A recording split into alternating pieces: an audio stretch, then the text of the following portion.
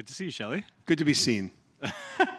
You're pretty well seen here, I'd say. Yeah. What? Overexposed, I think is what they say. It's actually truly overexposed. Sorry. I was thinking they should have your name in an even bigger font on here, given the amount of time that you. Don't make my ego, don't swell this. No. Yeah. I got home last night and my wife was incredibly clear. The garbage needs to go out. She was incredibly clear. And the way I knew that is that it was just a bag left by the front door, which was my signal. So yeah, no, we're down to earth as much as possible. Yeah, you don't need AI for that. I really could have used AI for that. It would have helped. Thank you for coming today. Yeah. This time. You know, my name's on the door, had to be here. Yeah, that's right. Shelly was very honest with me when we were preparing for this and basically said, ask me whatever you want. So I tried to write questions that I thought would be challenging, and hopefully we have a good conversation out of that. And these are surprise questions to you. So Speed round. So you write a great newsletter. Thank you. Do you think in the future that I'll be able to get better insights from AI than your newsletter? What a great, fun question. Okay, first, no. And why not is part of it. No, okay, let me tell you something really interesting. When ChatGPT debuted November 30th, 2022, I did what any normal person would do the first time they find a search engine. I typed my name in and I said, do you know who Shelly Palmer is? And it kind of did. This was GPT 3.5 at the time. And it kind of did, but it kind of didn't. And what I mean by that is it knew I was a tech consultant. Then I said, do you know anything about my writing style? And it really punted. And it was this ambiguous thing. And I'm like, okay, that's interesting. When GPT-4 arrived a few months later, I asked it the same question. And it put my resume in bio format into the chat window. And I was like, oh my, can you write in the style of Shelly Palmer?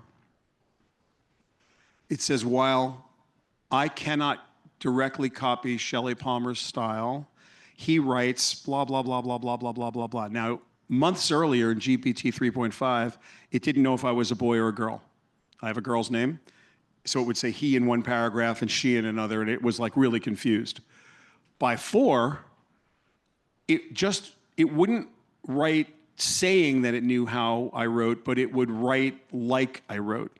So then I took it to the next step, and I said, well, what would you call Shelly Palmer's writing style? And it put in quotes after an explanation, quote, professional, concise, unquote, writing. So then I asked it, can you write in a professional, concise manner? So what I did was I took a URL. They had a plugin for GPT-4. There was a whole, before they had what they have now, which is GPT-4o, and they've killed all the plugins and they made custom GPTs. But they had this thing called plugins for a while, and people were making ways you could access the web. And these plugins, one called Link Reader, did exactly what it's called. It would read a link off of the internet, a URL. So I put a URL in for, I think it was an article in The Verge, and I wrote a prompt that said, you're acting as Shelly Palmer, who is, and I gave it my little bit of my resume. And remember, these were small context windows back then. Basically, 3,000-4,000 tokens is what you could get into a window back then. And I asked it, I said, you know, you're acting as Shelly Palmer. Your audience is CMOs of Fortune 500 companies. Each day, Shelly writes a blog from 100 to 300 words on a topic. And I just literally described what I do every morning. I said, your assignment is to read the following URL and write a blog post in the style of Shelly Palmer.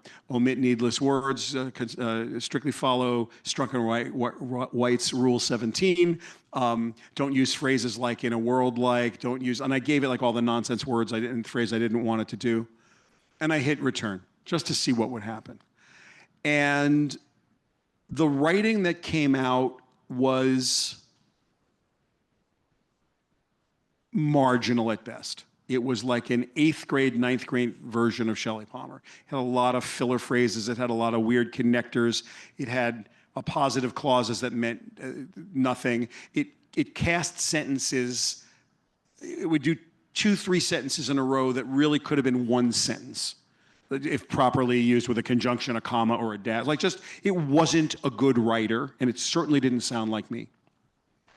So in a meeting with some people at OpenAI and some other people in the business, I asked, how much of my writing has GPT-4 scraped?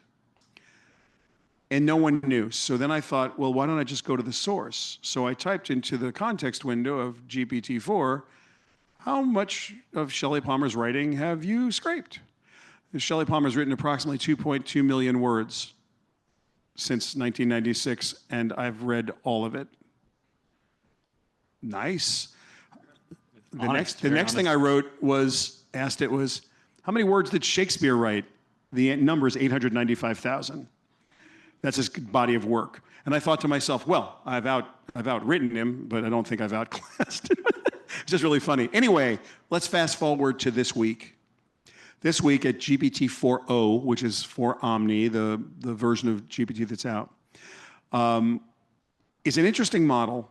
It's slimmed down in many ways, and it's thickened up in others. I think they concentrated on voice a lot. They concentrated on mobile a lot.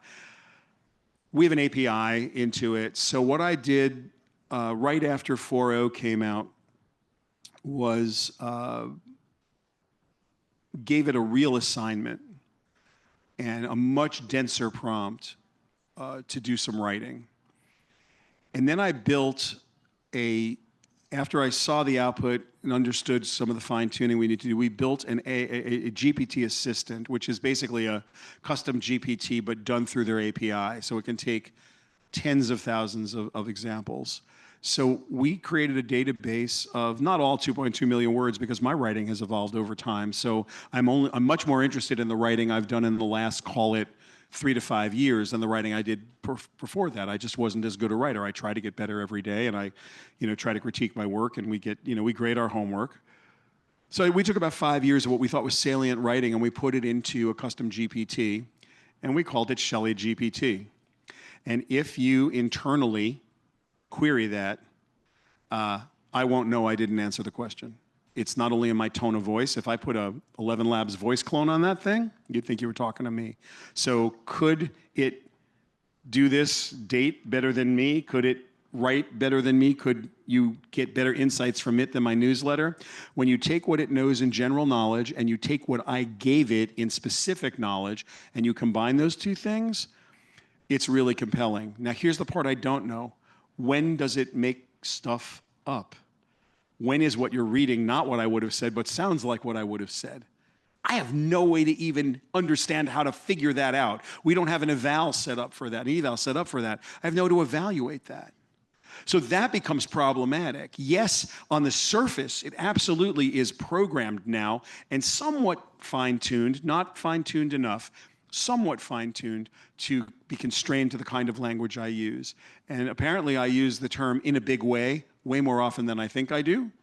I say the word awesome apparently way too many times. We're awesome! I apparently have to stop doing that. And apparently the phrase, I'm living my best life, must be stricken from my vocabulary, because it held a mirror up to some of the phrases I use. Oh, and the other one that I want to hate myself over is that said, comma. That should be, I honest to God, and you can all count, like all of you who get my newsletter every day, you just send me an email saying, remember what you said at the conference? You want to eliminate that said from your writing? Boy, do I overuse that nonsense phrase. So it's kind of like in public speaking when people will record you so you can see yourself and see the things that you don't like or that you want to change. It's almost like you've made a digital twin of yourself, and then you can see your writing differently. It feels that way. At the end of the day, here's the thing. You all know that I write a daily newsletter, and here's my practice. On Monday through Friday, from 1996 to the present, I am at my desk at 6:30 in the morning, and I'm reading about 100 Chrome tabs. And sometime when I'm done with those 100 Chrome tabs, whatever's happened in the news, I pick a story I like, or that I think is important, or that you'll care about. The North Star for the newsletter is a really simple thing. It's the thing I think your boss is going to ask you, so that you've got some ammo to go to the staff meeting in the morning. And in order of what I believe is importance, you will see the next story and the next story and the next story, so that if your boss asks you, hey, did you hear that OpenAI did blank blank? You're armed and ready for that conversation. So that's been the North Star literally since 1996.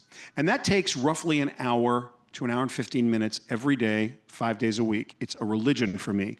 On Saturdays, it's a 3-hour process that begins exactly at the same time, because I write a thought leadership piece that's 800 to 1,300 words on Sunday. And that takes 3 hours and more usually, because if you ask Mrs. Palmer or any of the Palmer offspring or grandchildren what my normal Saturday response is when, are you ready to go, no matter where we're going, it's, Dad needs 45 more minutes to finish his article. That's just the ongoing joke in the Palmer household for the last basically 30 years. So using OpenAI, Claude, Llama, Pi occasionally, and every model that I can get my hands on, here's the workflow now. It takes me roughly 15 minutes to do the morning email, and it takes me roughly 45 minutes in total to do the 1,300 words on the weekends. I'm saving something on the order on this one task of 5 hours a week, 5.5 hours a week, sometimes 6 hours a week. Throw in lunch, that's a 7-hour workday. So on the one quantifiable task, I'm basically doing a full extra workday. I have a 5-day work week or a 6-day work week turned into doing the work I could have done a full day. I'm saving a full day. It now takes me 5 days to do the work of 6 every week now going forward. At my pay rate, that's real money. Now, that's one task. Multiply that by me leaving this technology open on my desk 24 hours a day. I never don't use it for speeding up the work that I'm doing, for the productivity increase. To me, that's critical. And remember yesterday when I said subject matter expertise is the only thing that matters here? The reason this works for me is I know what the output's supposed to look like. If I could never trust the output if I didn't know what it was supposed to look like. I'd have to send it to a fact checker and an intern and then someone, a proofreader and someone to do the grammar. Like if I didn't know exactly what this was supposed to look like, there's no way it increases my productivity because I would just have to go back into the machine. So this is not a catch-all. This isn't a thing that where the device does something for me I couldn't do. It's taking something I'm incredibly capable of doing and allowing me to do it at about 3 times the speed. And now you have more time for laundry and dishes. More time for laundry and dishes, but most importantly, the way I use it as a father of 3 and a grandfather of 4, I spend more time with my grandchildren. That's the way to do it. Yeah. You're making me think of something. So that's sort of how you get the work done. But I'm kind of interested in the role of insights in general. And we see it with our clients internally, and you talked about it yesterday. So like I can natural language query structured, unstructured data. All of a sudden, like I'm empowered to know things I didn't know either about my marketing operation or my internal operations or about the internet or about the world. So if you think about the business of insights, which I think you're kind of in that business, how is that going to change? Because a lot of people now would say, well, I know the question I want, and actually the question's the most important thing. And if I feel like I can offload the research and I feel like I can synthesize and rationalize it with these tools, I'm more likely to go find my own insight maybe, or maybe not. Maybe I'm less likely to trust it. But for your business, I think that almost has a sort of a direct poses a direct form of competition almost. There are a couple really important subtleties that are non-trivial aspects of that question. For anybody here who's done any engineering of any kind of software development, any kind of production in their life where you've tried to solve a problem, you know in your heart that the hardest part of the job is creating and crafting a perfect problem set, defining the problem accurately. Because if your problem set is not accurately defined and you get a perfect solution, it won't work because you haven't solved a problem you don't have. You must define the problem. Creating the solution is going to be creating the solution. You're going to get it right or wrong. But the problem set is everything. So when you talk about insights from AI or insights from synthesis of language, you get into a real problem. And the real problem is that what is it that turns information into knowledge that is actionable. Because if the insight's not actionable, then it really doesn't, it's not an insight, it's just an observation that, you know, it's anecdotal. Oh, wow, that's blue. Okay, great. Everybody knows it's blue. Okay, but it's really not blue. That's really like a kind of a lavender. It doesn't help any, like, okay, you've made an observation, but it's not actionable. That's lavender. Therefore, when we go to match the paint color, we need to do blank, blank, blank, blank, blank. That's the insight and the action item that turns the information into knowledge that's actionable.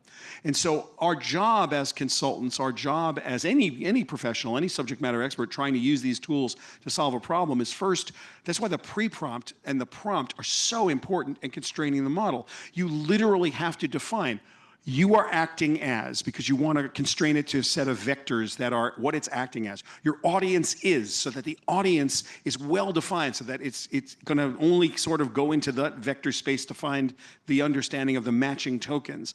And then you're going to deeply, deeply define the ask, like the tightest ask you can make. And if you don't know how to do it, you ask it how to ask. And you keep trying to refine this problem set until you really are sure that you have defined the problem. And this process with an AI partner is actually easier and more fulfilling and more accurate than sitting with a human being and doing it. So I teach at Syracuse in the master's program, and I teach using the Socratic method. And I learned the Socratic method early in my life from my dad, may he rest in peace, because every time I asked a question, he answered it with a question. And we'd go back and forth, and let's look it up, and let's find the data. And we were always on a quest for knowledge. And we didn't know if we had the right answer. We only ever had the best answer for today. This is the best answer we can come up with the available information, what we can find, what we can know. This is as good as we can do. And so when you sit in my office and we're having a debate about how to surface something for a client or how to do something technologically, it is a Socratic debate. It is open season on ideas. You are not allowed to be disrespectful to each other. You can say that's a stupid idea. You can't say you're stupid for having that idea. And this has been like a law. It's a culture in every company I've ever been involved with, in every meeting I've ever been in.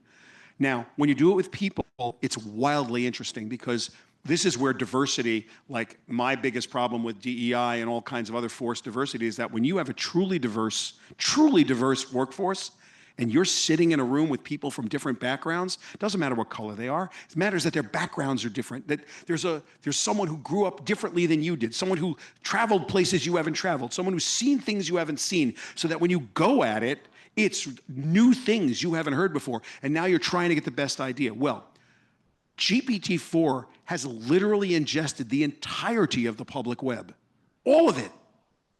So when you start to have a Socratic debate about, hey, GPT-4, what do you think the Weimar Republic's role was in World War I leading into World War II? If you understand what you're trying to get at, and now you want to have a Socratic debate with it about like how that Weimar's Republic, you know, its role in the history of the continent. Okay, I'm being a little bit eclectic just for the fun of it. You can ask it anything. You just need to know what it's coming back. You need to understand where it's going to come back. But it's as diverse a group. So you give it a persona. You say, you are acting as my client. Other than price, what are they, and you tell them everything there is to know about the client. You put the client's LinkedIn in there. You put everything there is, everything about the company in there. And other than price, what is this client likely to push back on my proposal? You're going to have a good conversation with ChatGPT over what this is. And this opposition, it's like, wow, I'm going to go into a meeting. Now you could play that game, and we do all the time. Hey guys, we're going to this client, big co, and we're going to try and land a big job. Let's be prepared. What's this one going to say? What's this one going to say? Okay, this is their department. What are they going to do? You tell ChatGPT all of that. You tell Llama all of that. You tell Claude all of that. You tell any of the models all of that. And when it comes back at you, you're going to have a really solid discussion. Now, if you don't properly prompt this thing, and you don't define the problem set, or you don't understand the parameters of the output you're looking for, this is where you'll be betrayed by this model, because it is built to have you fail the Turing test. So you're going to think this thing is speaking English to you, and it's going to be speaking nonsense. Now, sometimes nonsense is great, right? Sometimes probabilistic answers are a feature, not a bug. You're trying to be creative. Hey, I want to write a poem for my granddaughter, Erin, and she loves butterflies, and she likes all the animals at the Museum of Natural History, and now I need you to write a poem where she's the star. I want that to be as creative and wacky and crazy as possible because the stakes are so low, right? Like I'll edit it. She's never going to see it unless it's awesome. If you have like, we're thinking about buying this company, and here is the resume of all the senior leaders. Here's our due diligence package. Here's every piece of financials we could get off of Morningstar. Should we buy it? You're an idiot. I like that punctuation at the end there. I think as a consultant as well, phase one in the consulting life cycle, problem definition, right? And I agree with your point of view. We actually, among some of us at work, have a text thread called Ben Prompting, because we've been prompting before this happened. And I think if you're someone who is about problem definition, these can be amazing tools. And if you haven't been previously, to your point, you can get burned by them in terrible ways, unless you're here to make poems, which we should all be doing more poetry, as an aside. Okay, I have a provocative question. I see we only have 3 minutes or so, but I'll ask you. So one thing that clients ask us a lot, because the whole technology landscape, at least who holds power, what is the right decision to make, which platform should you go with, has all shifted. And personally, I can see all the different major cloud providers jockeying for this new leadership position in what's been a destabilizing 18 months or so. So clients will ask us, we say be prepared, have readiness, be modular, be able to adopt what's new. But if you were to pick which company for the next 10 years, if you want to make me rich, and you would say, Dan, put all your money in this stock. If you had to make a bet on Microsoft, OpenAI, Google, Facebook, Amazon, like who do you think the winner is if there was to be one winner? I'm not a licensed financial advisor. If you seek financial advice, you should seek out a licensed professional. That's my disclaimer. Now, to be fair and frank, there's only two ways to think about the future. You're either long on this or you're not. If you're long on it, there are 7 companies that are doing the work. Parametrically buy them because one's going to be up, one's going to be down. The market's a fickle place, but NVIDIA, Microsoft, OpenAI, Meta, all these guys, Google, they're in it. Alphabet, they're in it for the long. They're in it for the long haul. Can you find a startup? Can you find a startup that's going to become amazing or unbelievable? Sure, someone's going to surface. There's these rumors out there that AI is going to empower the first solo billionaire and the first unicorn company. I'm sure that's true. I'm sure it's true. When? Whenever. Do you think any of them has a clear advantage right now? So in our world, you talked about OpenAI a lot. One thing is clear to me: distribution is God. God is distribution. If you don't have the distribution, you don't have it. So Apple has 1.5 billion of the richest people on earth. I know that because they're holding $1,500 phones. So I like Apple for distribution. I like it for ecosystem. Microsoft owns every office on planet Earth. I like Microsoft for that. Every human being that's on the internet has been logged into Google 24 hours a day for the last 20 years. I like Google for that. Anyone who's bought anything, who has a credit card, Amazon knows everything you've ever purchased. I like Amazon for that. You see where I'm going with this? It's like everybody's got a unique data set. Everybody's got a way to make it actionable, but they have one thing and only one thing in common. Even though their businesses are totally different, they all have absolute distribution, planetary distribution. So you could build a better mousetrap, but if you can't distribute it, it doesn't matter what you've built. Which is why Google, for about 25 years, has believed deeply that every engineer all over the planet already works for them. They're in utero. If you're an engineer, you already work for Google. You just don't know it. And as soon as you do anything that bubbles up and gets on their radar, they buy your company. And all the big tech companies do that, and they've been doing that for 20 years, and they're going to continue to do that because it's in their best interest. Not in our best interest, that I can promise you, but it's in their best interest. So shareholder value is always a function of distribution. He, her, it, them, they, whatever with distribution wins. Everybody else, not so much.